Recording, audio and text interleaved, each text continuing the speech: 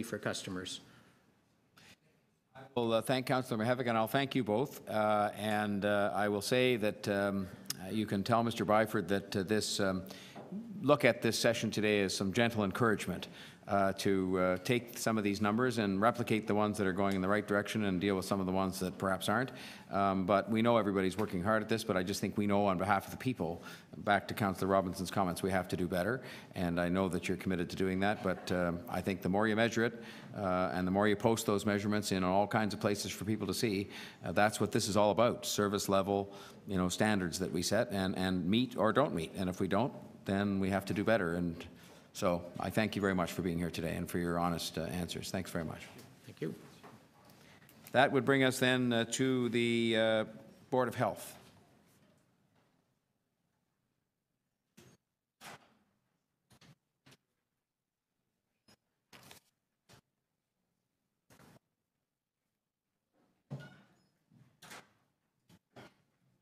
Sorry, Mayor Tory. Just on a, sorry, Mayor Tory, on a point of order, I was going to move a motion about having the TTC resubmit their information as using this template they were given.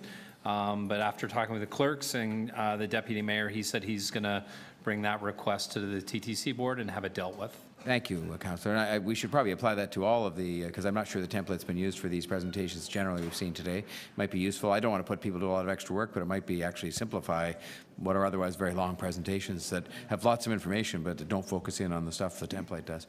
Doctor, welcome, and to you both, thank you for coming. Over to you, sir.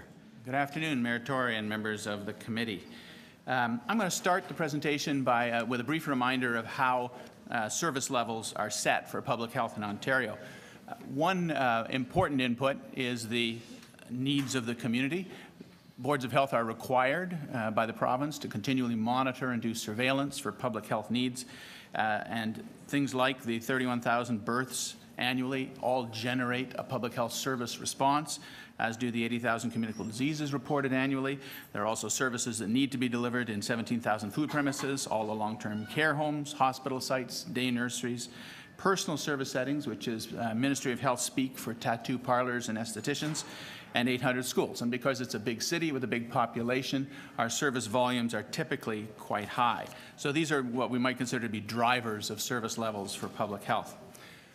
What determines the nature of the services that we provide really is the dictates under provincial legislation of the Ontario Public Health Standards. So those standards specify 147 different services that are delivered in 6 major areas.